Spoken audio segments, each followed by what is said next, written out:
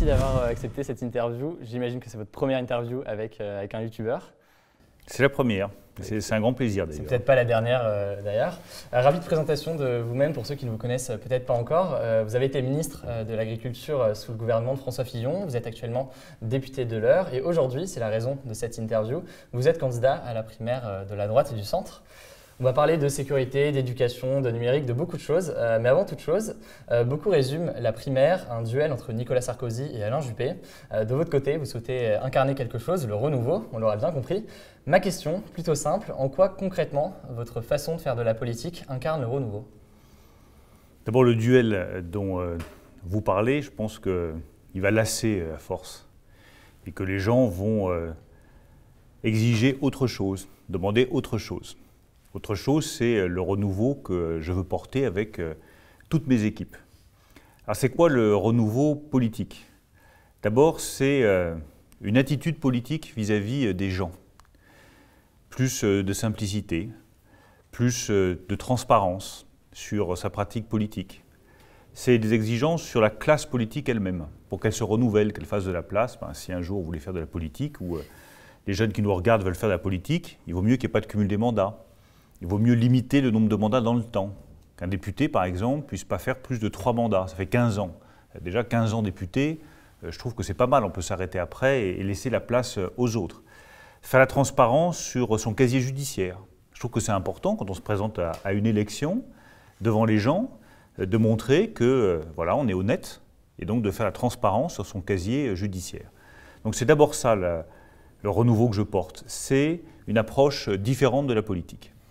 Ensuite, c'est la volonté de bousculer les choses, de faire en sorte qu'il se passe enfin quelque chose dans notre pays. Parce que moi, ce qui me frappe, c'est que dans le fond, la politique, elle tourne en rond, elle n'apporte pas de solution aux gens, et il n'y a jamais rien qui change. Et je crois que ce soit dans le domaine éducatif, que ce soit pour l'accès à l'emploi, pour l'entrée dans l'université, pour le fonctionnement du collège, il y a 1000 choses à faire. Et on a l'impression que ça ne bouge jamais. Le renouveau, c'est la volonté d'apporter des solutions concrètes, de transformer concrètement une situation qui aujourd'hui ne satisfait personne. Alors justement, avant de parler un peu plus de votre programme, je voulais qu'on aborde votre façon de gouverner. Si vous êtes élu président de la République, vous dites vouloir gouverner par ordonnance pendant 3 mois si vous êtes élu. Alors, gouverner par ordonnance, pour les abonnés de la chaîne qui ne savent pas forcément, ça veut dire que le Parlement autorise le gouvernement à légiférer à sa place et sans consultation pour une durée et des thématiques déterminées. Alors en l'occurrence ici, les thématiques, il y a notamment la sécurité, l'immigration et l'emploi. On va y revenir. Mais est-ce que vous ne pensez pas que toutes ces questions méritent justement tout de même un débat à l'Assemblée nationale? Alors le débat c'est bien, mais c'est bien avant l'élection. Moi c'est ce que j'ai voulu faire. Dans le quinquennat aussi quand même.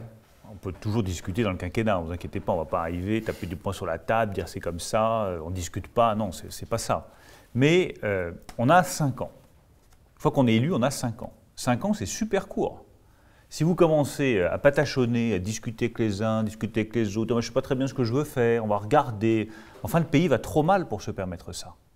Quand on a 6 millions de chômeurs, un jeune sur 4 qui cherche un emploi et qui désespère de trouver un travail, on n'a pas de temps à perdre. Donc les ordonnances, c'est pour gagner du temps sur les sujets sur lesquels il y a urgence vitale. Le travail, l'emploi, urgence vitale. Donc je suis désolé, moi je mets mon truc sur la table, j'explique ce que je veux faire avant, et puis, une fois que nous aurons été élus, avec ceux qui me soutiennent, on mettra ça en œuvre tout de suite, par ordonnance, pour gagner du temps et faire en sorte que ça aille mieux sur le marché du travail pour tous les Français. Après, je précise qu'il y a des choses qui prendront plus de temps.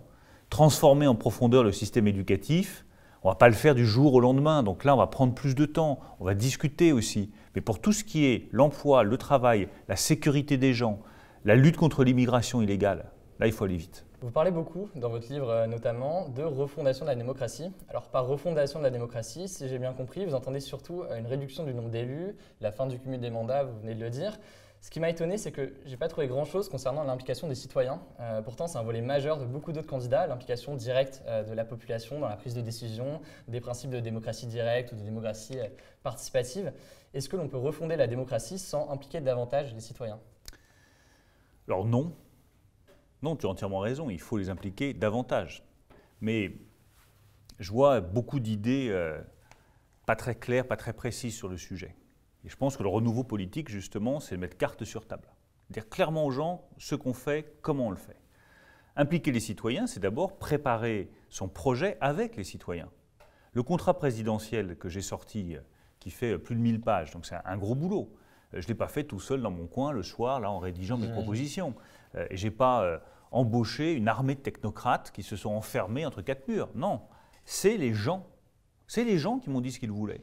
C'est les médecins qui m'ont dit, voilà, nous, on a un problème, on voudrait avoir une rémunération qui dépend de notre activité. On ne veut pas de ce qu'on appelle le tiers payant généralisé qui nous oblige à faire des papiers administratifs. Et concernant les 5 années à venir, si jamais vous êtes élu, est-ce que vous comptez impliquer les citoyens davantage à la prise de décision? Bien sûr. Moi, je compte les impliquer davantage de deux manières.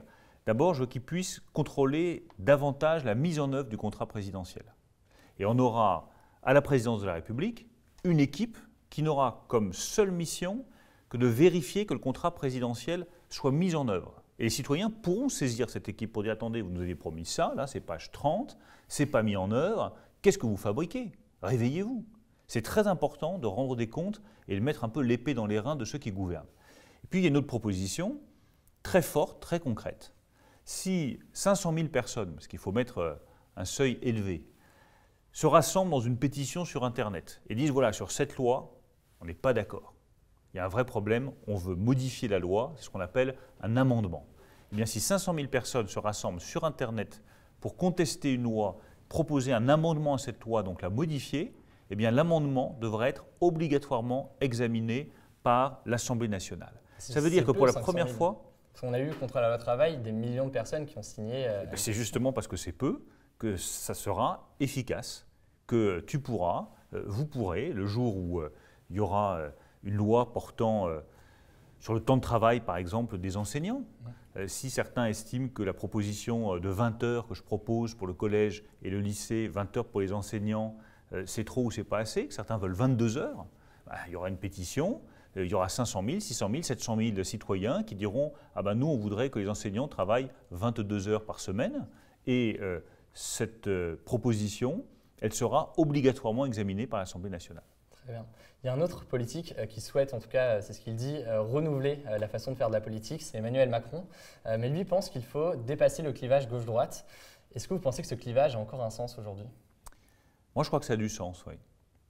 Je crois que, je vais même te dire, je pense que effacer le clivage, ça fait monter le Front National. Parce que quand tout se confond, on se dit, bah, attendez, si la gauche c'est la droite, et qu'on est satisfait ni de la gauche ni de la droite, ben qu'est-ce qui nous reste comme option? Il reste que le Front National. Donc je crois au contraire qu'il faut retrouver un clivage gauche-droite, dans le respect. Mais on n'a pas tous les mêmes idées, c'est très bien comme ça. Prends le collège unique, la gauche elle est favorable au collège unique, c'est-à-dire la même formation pour tous. Moi je suis défavorable, je propose un collège diversifié. Ben, c'est très bien, on a un débat, mais la gauche c'est pas la droite c'est pas la gauche. Et c'est comme ça qu'on arrive à avoir un vrai débat démocratique qui soit intéressant et puis qui évite que les extrêmes soient la seule alternative au gouvernement en place. Je voudrais qu'on parle un peu des questions liées au terrorisme et à la sécurité. On le sait, les pires décisions sont souvent prises dans la peur, parce que la peur peut être un instrument politique et parce que la population est souvent prête à tout pour se protéger, quitte à accepter n'importe quoi. Comment fait-on pour garder raison, pour ne pas se perdre dans notre réponse au terrorisme? Ça, c'est une question très difficile. Vraiment très difficile. Parce qu'il faut mesurer le traumatisme que c'est pour tout le monde. Et ça l'est pour toi, ça l'est pour moi. J'ai des enfants, j'ai une famille. Et évidemment, quand je vois des policiers à la sortie des écoles, des militaires à la sortie des collèges, ben voilà, ça ne me rassure pas. Je me dis, on est vraiment dans une situation qui est terrible. Ça peut frapper tout le monde à n'importe quel moment, n'importe quand. Je pense que la responsabilité de celui qui veut diriger la France, celui qui est le chef de l'État, c'est justement de faire preuve de sang-froid, de ne pas céder à la peur, de regarder ce qui est efficace et d'apporter des réponses avec une seule obligation, mieux protéger les Français. Moi, je pense que pour mieux protéger les Français face au terrorisme, le plus important est qu'on puisse interpeller les individus avant qu'ils commettent les actes terroristes. Alors, ce n'est pas simple, parce que quelqu'un qui n'a rien fait, par définition, pourquoi est-ce qu'on l'arrêterait? Mais il faut simplement s'assurer qu'une personne qui a des liens avec le terrorisme, des liens avec une organisation terroriste, qui va consulter des sites de djihadistes, enfin je ne sais pas, ni toi ni moi, on va consulter des sites djihadistes. Donc si on va consulter des sites djihadistes, ça représente une menace. Il faut que le juge et je dis bien le juge parce qu'on est dans un état de droit, puisse demander qu'on interpelle et qu'on incarcère cet individu, qu'on le mette en prison pour qu'il ne puisse pas commettre son acte. Toutes les personnes qui consultent des sites terroristes, c'est impossible en termes de capacité. Non, mais je pense que si on a un individu qui consulte des sites terroristes, qui a passé un coup de fil à un individu qui a déjà eu affaire avec le terrorisme, qui a eu des communications avec des personnes en Syrie, si on a un faisceau d'indices comme ça, plusieurs indices qui se recoupent, qu'on se dit, tiens, cette personne, elle peut être dangereuse, qu'est-ce qu'on fait? Et c'est là la responsabilité politique la plus essentielle. Qu'est-ce qu'on fait face à une situation qui peut menacer les Français? Moi, ma réponse était très claire. S'il y a un faisceau d'indices qui montre que cet individu peut être dangereux pour les Français, même s'il n'a rien fait, il doit être interpellé et mis en prison. Parce que face à cette menace terroriste, on doit être capable de prendre des mesures d'exception. Très bien. Vous évoquez dans une tribune dans le Figaro récemment, en parlant de la religion, des provocations militantes et politiques de certains. Où est la frontière? Comment faites-vous la distinction entre quelqu'un qui pratique sa religion et quelqu'un qui provoque? C'est pas facile et ça demande là aussi beaucoup de clarté dans le jugement. Comme je suis beaucoup plus âgé que toi, en 2004, on a eu un débat qui était un beau débat sur la question des signes religieux à l'école. En 2004, c'était il y a 12 ans, donc tu devais avoir 7 ans. Je ne suis pas sûr que tu t'intéressais à l'époque sur la question des signes religieux à l'école. Mais moi, j'étais dans le débat et je travaillais avec Jacques Chirac. Et on a eu des échanges sur le sujet en se disant, mais on voit que le port de signes religieux, comme par exemple le foulard islamique, progresse à l'école. Qu'est-ce qu'on fait? Est-ce qu'on laisse faire en disant c'est trop compliqué, c'est trop difficile? Ou est-ce qu'on dit, voilà, ce n'est pas compatible avec la laïcité, c'est-à-dire avec le respect de ceux qui croient et de ceux qui ne croient pas, parce qu'il y a beaucoup de gens qui ne croient pas, il faut les respecter. Mais est-ce que le foulard, pour autant, est une provocation de ceux qui pratiquent la religion? Je pense que pour tous ceux qui ne pratiquent pas, tous ceux qui ne croient en rien, un signe religieux trop ostensible, c'est une provocation. Et donc, sur l'école, on a eu un long débat qui a été très difficile, très animé. On a adopté une loi et dans le fond, ça a calmé les choses. Ça a permis de calmer les choses. On dit voilà, à l'école, il y a des règles, on ne porte pas de signes religieux ostensibles. Et ça a calmé les choses. Et c'est là quand même qu'on voit la difficulté parce que la question du foulard, très, très simplement, pour moi, ce n'est pas une provocation ni militante ni politique. Et en ce sens, voilà.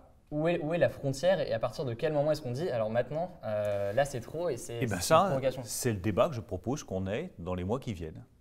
Après l'élection en 2017, non mais c'est super important. Après l'élection en 2017, moi je propose qu'on ait un débat sur l'université, les préfectures, les caisses d'allocation familiale, les hôpitaux. Qu'est-ce qui est acceptable comme signe religieux? Qu'est-ce qui ne l'est pas? Qu'on ait le même débat. Parce que tu dis foulard. Mais il y a plein de choses. C'est vous qui l'avez dit, c'est pas moi. Non, mais il y a foulard, il y a hijab, il y a niqab, il y a plein de choses qui sont très différentes. Il faut en parler. Il faut regarder ce que ça signifie, ce qui est acceptable et ce qui n'est pas acceptable. Et qu'on fixe une limite. Dans une société, il faut des limites. C'est extraordinairement important de fixer des limites.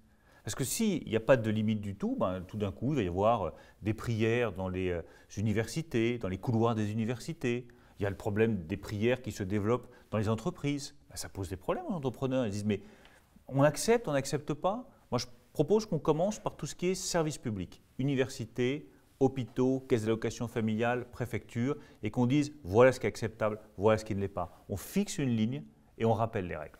Très bien. Dans votre livre, vous expliquez que le tout sécuritaire n'est pas une réponse au terrorisme. C'est pourquoi vous parlez d'une reconquête éducative. Par quoi passe cette reconquête éducative?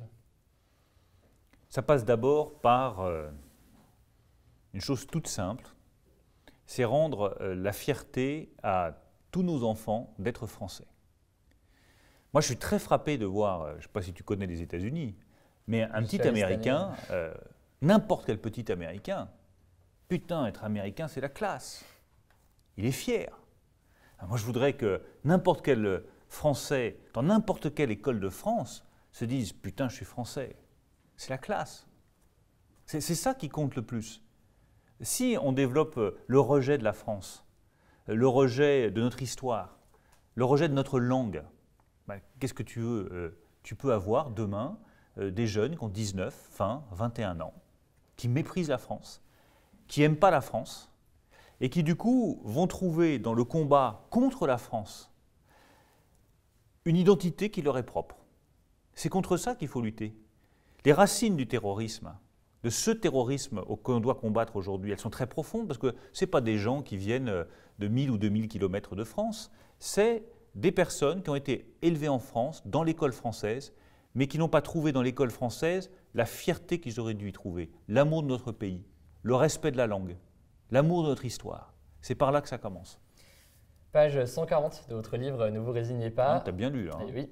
Vous écrivez « Hier, nos jeunes rêvaient de devenir fonctionnaires. Demain, ils rêveront de construire leur vie de manière autonome, sans rendre de compte à personne, sinon à leur talent et à leur rage de gagner ». Comment comptez-vous transformer le système éducatif et le faire passer d'une école qui prépare, selon vous, à être fonctionnaire, c'est ce que vous dites, à une école qui permette aux jeunes d'entreprendre et exprimer leur talent? D'abord, tu es le bon exemple du jeune qui a entrepris, qui a créé sa propre boîte et qui réussit. Quand j'avais ton âge, je pense que le rêve de beaucoup de jeunes de mon âge, c'était soit de devenir fonctionnaire, soit d'être salarié dans un grand groupe pour être pépère tranquille pendant 30 ans. C'était pas d'être youtubeur, effectivement. Non, c'était pas d'être youtubeur. Donc c'est une évolution formidable. Et moi, je trouve fantastique quand je vois des jeunes de ton âge, tous ceux que j'ai vus partout en France, soit à Nancy, à Saint-Étienne, à Lille, partout, des gosses qui ont 19, 20, 21 ans, qui créent leur entreprise, qui investissent, c'est extraordinaire. Et donc déjà, qu'est-ce que vous souhaitez changer à l'école pour qu'elle permette aux jeunes d'entreprendre? Je veux que l'école reconnaisse le talent de tous les enfants. Voilà, c'est tout. Et comment ça passe par ça passe très concrètement en 6e, à l'entrée au collège, 8 heures d'options, on va être très précis, dans lesquelles chaque enfant pourra choisir ce qu'il souhaite avoir comme activité. Si ce qui le branche, c'est le code, il fait du code. Si ce qui le branche, c'est la mécanique industrielle, il découvre la mécanique industrielle. Si ce qui le branche, c'est la boulangerie, il va découvrir la boulangerie. Où est le problème? Après, il passe en 5e. S'il veut changer d'option et que tout d'un coup, il se dit, tiens, le latin, en fait, c'est ce qui me branche, il apprendra le latin, il prendra le latin en option. Mais c'est fou comme on enferme les gens en France dans des étiquettes et dans des parcours tout faits. On a le sentiment que dès l'âge de 5 ans, on dit, voilà, celui-là, il faut absolument qu'il aille faire Polytechnique parce que c'est la seule chose qui va dans notre pays. Mais non, il y a plein de talents, il y a plein d'intelligences différentes. Il faut juste les éveiller. Et c'est ça, pour moi, le rôle de l'école. C'est éveiller le talent que chaque enfant porte au plus profond de lui. Ce n'est pas lui imposer une seule voie et un seul parcours. Est-ce qu'à mettre fin au collège unique aussitôt, à mettre fin à une éducation qui est la même pour tous aussitôt, est-ce qu'il n'y a pas un risque finalement d'amplifier les inégalités dès le plus jeune âge? On va avoir justement une personne qui va être destinée à tel métier. Et dès le plus jeune âge, en fait, il va rentrer dans cette voie-là. Alors, ce qui est drôle, c'est que c'est un reproche qu'on me fait souvent.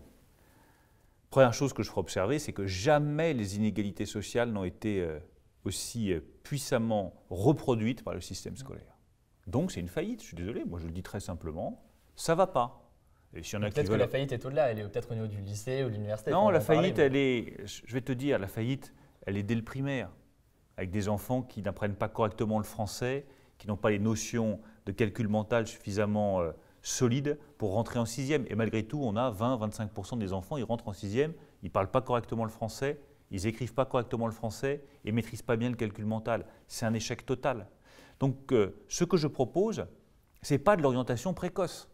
Ce n'est pas dire, voilà, vous faites de la mécanique industrielle dès la 6e, vous avez vocation à devenir mécanicien industriel. C'est découvrir le talent qu'on porte en soi. Et pour éviter qu'il y ait de la reproduction sociale, parce que ça, c'est un vrai combat que je veux livrer, pour que n'importe quel enfant de France, où qu'il soit né, quelle que soit son origine, quel que soit son milieu de départ, puisse réussir. C'est mon combat fondamental. Eh bien, d'abord, il faut assurer la maîtrise des bases. Le français, le calcul mental, au CP, au primaire, pour que chacun ait la même base. La deuxième chose, c'est que dans ce collège diversifié, il y a des 8 heures d'options, et puis il y a le tronc commun, et on doit s'assurer que le tronc commun, il est bien maîtrisé par tout le monde. Et s'il faut un accompagnement personnalisé des enfants qui décrochent, qui sont en difficulté sur le tronc commun, on renforce l'accompagnement. Et ensuite, quand on arrive plus tard au lycée professionnel que je veux transformer en profondeur, on garde dans ce lycée professionnel la possibilité d'avoir aussi des matières qui ne soient pas des matières professionnelles. Donc moi, combattre contre les injustices sociales, combattre contre la reproduction sociale, C'est un de mes grands combats. Mais ce que je constate, c'est qu'aujourd'hui, l'éducation nationale, c'est une faillite complète de ce point de vue-là. Il faut peut-être penser les choses différemment. Alors concernant l'université maintenant, il y a un problème que beaucoup d'entre nous connaissons, c'est la surcharge des amphis. Dans beaucoup d'universités, il manque quasi systématiquement des places assises pour tout le monde. Et plus généralement, en fait, on assiste à un manque de moyens engagés dans beaucoup d'universités pour permettre de suivre des études convenablement. Que comptez-vous faire pour répondre à ces problèmes? Je pense qu'il faut toucher au droit d'inscription dans les universités. Et qu'il faut accepter que chaque université fixe le montant de ses droits d'inscription librement. Ça, c'est une manière de dire, voilà, il faut réinvestir dans les universités, ça coûte cher. Bien sûr qu'il faut des amphis qui soient de qualité. Bien sûr qu'il faut avoir des bibliothèques qui soient en bon état. Enfin, travailler dans de bonnes conditions, pour un étudiant, c'est absolument essentiel. Et ce que je constate, c'est que du temps où j'étais à l'université jusqu'à maintenant, rien n'a changé. C'est-à-dire qu'on arrive, si on n'arrive pas à la bibliothèque à 8h30, à 9h30, c'est archi bondé, on n'a plus qu'à se foutre dans un coin, sous le tabouret, sous la table, on travaille dans de mauvaises conditions. Enfin, c'est pas possible. C'est pas digne d'un grand pays comme la France. Quand on voit les universités allemandes, britanniques, américaines, chinoises, on se dit que peut-être on pourrait, nous qui sommes une grande nation de formation et d'éducation, mettre les moyens là-dessus. Donc pour moi, la bonne réponse, c'est d'abord les droits d'inscription, sachant qu'on laisse la liberté aux universités, mais il faut fixer un plafond, pour qu'on n'arrive pas à des sommes totalement délirantes qui seraient inaccessibles pour beaucoup d'enfants. La deuxième chose, c'est que si on augmente les droits d'inscription en laissant la liberté aux universités de définir ces droits, il faut aussi renforcer les bourses. Ça, c'est la contrepartie, pour que ceux qui viennent des familles les plus modestes puissent quand même avoir accès à l'université et qu'ils ne soient pas bloqués par le montant des droits d'inscription. Vous proposez une revalorisation des bourses pour… Oui, pour les bourses, pour tous ceux qui viennent des milieux les plus défavorisés, il faut revaloriser les bourses. Et puis continuer avec les bourses au mérite, qui moi je trouve était une très bonne chose. C'est une erreur du gouvernement de supprimer les bourses au mérite. Je trouve ça formidable d'aller récompenser ceux qui ont eu les meilleurs résultats et qui ont le mieux travaillé. On peut ensuite réfléchir aussi à tout ce qui est financement long des études, par des crédits appropriés. Moi, je suis prêt à ouvrir la discussion là-dessus, parce que je sais que beaucoup de jeunes empruntent pour payer leurs études. Est-ce qu'on peut accompagner ce mouvement pour que ça se fasse dans des conditions plus favorables pour les étudiants? Moi, je suis prêt à discuter de ça. J'aimerais vous parler d'un autre sujet qui préoccupe beaucoup les jeunes, c'est le logement. La difficulté à trouver un logement décent et abordable, particulièrement dans les grandes villes comme Paris où le loyer est souvent très élevé. Même question, quelle solution comptez-vous apporter à ce problème? Alors, je propose un système de garantie bancaire, justement, qui permettra à des étudiants, même s'ils n'ont pas les cautions suffisantes, par l'intermédiaire de ce qu'on appelle la caisse des dépôts et consignations, d'avoir une garantie bancaire qui leur permettra de se loger plus facilement. Je voudrais aussi qu'on révise le montant de l'apport qu'il faut apporter quand on veut acheter. Alors, ça concerne moins les étudiants, c'est en général un peu plus tard dans la vie, mais pour ceux qui achètent pour la première fois leur logement, qu'on puisse avoir un apport moins élevé par rapport à ce qui est exigé aujourd'hui, avec aussi un système de garantie bancaire. Cette question du logement, elle est cruciale pour les étudiants, absolument cruciale. Donc, je fais un certain nombre de propositions, mais on peut continuer à en discuter parce que toutes les idées nouvelles sont les bienvenues là-dessus. J'ai l'impression qu'on se dirige vers un monde du travail de plus en plus flexible, mais aussi de plus en plus précaire, où les CDI se feront de plus en plus rares, où chacun aura à changer d'emploi fréquemment. Alors à la fois, ça peut être stimulant et excitant de se dire qu'on va pouvoir évoluer dans plusieurs milieux au cours de notre carrière. Et d'un autre côté, ça veut aussi dire une extrême précarité, et surtout pour les jeunes peu ou non qualifiés. Est-ce qu'on doit se résoudre à une précarité à vie? Non. Non, mais là encore, c'est la même remarque que je te ferais par rapport à ceux qui me disent « Ah, attention, les inégalités sociales, la reproduction sociale ». Mais c'est la réalité aujourd'hui. L'école reproduit les inégalités sociales. Donc ceux qui veulent conserver le système conservent les inégalités. Moi, je propose des changements en profondeur pour mettre fin à ces inégalités. Là, c'est la même chose. La précarité, c'est maintenant. Enfin, je suis désolé, je le constate, la précarité pour les jeunes, c'est maintenant. Elle peut être accentuée. Oui, mais enfin, c'est difficile d'accentuer plus. Un jeune sur 4 qui est au chômage. Ceux qui sont les moins qualifiés, un jeune sur 2 qui est au chômage. Enfin, honnêtement, c'est quoi la précarité, sinon le chômage? La première des précarités, c'est le chômage. Et notre pays, depuis 30 ans, a été incapable d'apporter une réponse au problème du chômage des jeunes. Quand je propose de transformer en profondeur le lycée professionnel, les centres de formation des apprentis en école de métier avec 100% d'employabilité à la sortie, c'est une réponse à ce problème du chômage des jeunes. La deuxième chose, c'est que quasiment tous les jeunes, ils commencent par un CDD. Et toutes les embauches aujourd'hui, ça commence pratiquement par un CDD. Ça fait effectivement beaucoup de précarité parce qu'on renouvelle son CDD, puis on passe à une mission d'intérim, et puis à nouveau un CDD. Et du coup, on met 3 ans, 4 ans, 5 ans avant de rentrer vraiment dans la vie active et d'avoir un CDI. Moi, je propose de supprimer tous les CDD tels qu'ils existent aujourd'hui et de mettre à la place ce que j'appelle un contrat à objectif défini d'une durée maximale de 3 ans, renouvelable 5 fois, qui permettra progressivement aux salariés d'entrer vers le CDI. Pourquoi? Parce qu'à chaque renouvellement, on va augmenter la prime de précarité du salarié. Donc à chaque renouvellement, le salarié va se rapprocher du CDI, puisque l'employeur il aura intérêt, parce que la prime de précarité sera trop élevée, de l'embaucher au bout du compte en CDI. Le contrat à objectif défini, pour moi, c'est le sas qui doit permettre à un jeune d'entrer dans le CDI sans se trouver en situation de précarité. Est-ce qu'il n'y a pas un risque que une fois la prime de précarité trop élevée, en fait, l'employeur se débarrasse entre guillemets de ce jeune et finalement en prenne un autre et recommence avec cette prime de précarité? Ça, c'est ce qui arrive aujourd'hui, puisque on a des renouvellements qui sont moins fréquents. Donc, au bout du compte, on se débarrasse de la personne et on passe à une autre personne. Moi, je pense qu'à partir du moment où on renouvelle 3 fois, 4 fois un contrat pour un jeune, honnêtement, je pense que c'est parce qu'il fait l'affaire, qu'il est doué, qu'il est compétent et qu'il travaille bien. On ne renouvelle pas le contrat de quelqu'un qui ne fait pas bien son job. Donc si on accepte de le renouveler 3 fois, 4 fois, 5 fois, de le payer plus avec la prime de précarité, c'est tout simplement qu'on se dit, au bout du compte, ce gars-là, il fait l'affaire et je vais l'embaucher en CDI à la fin de cette période-là.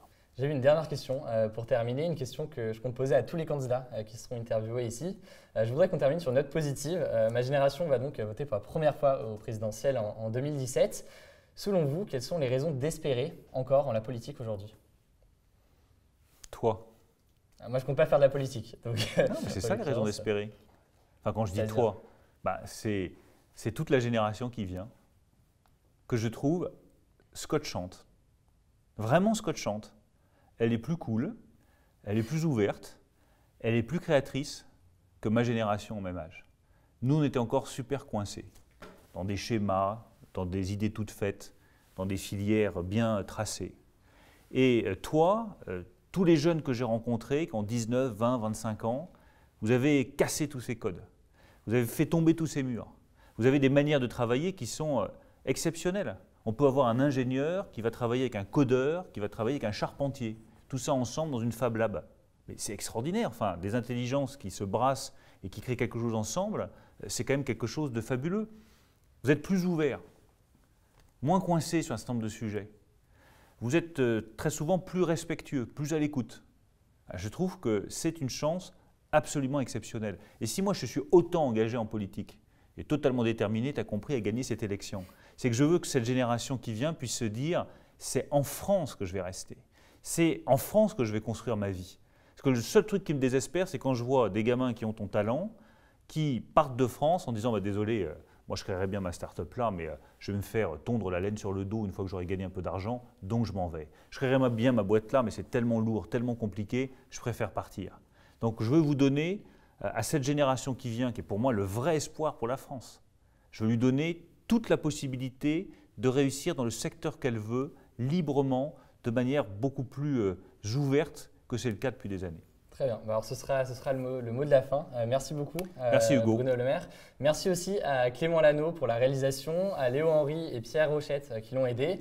Merci à Yanis Mzali, à Grégoire Lefebvre, à Léo Boxelet qui m'ont aidé à la préparation de cette interview et au Tank qui nous a accueillis aujourd'hui ici. Si cette vidéo vous a plu, n'hésitez pas à vous abonner et à laisser un petit pouce bleu comme d'habitude, ça ne change pas. Merci Bruno merci Le Maire. Hugo. On va suivre la campagne avec grande attention et en tout cas on se dit à très vite.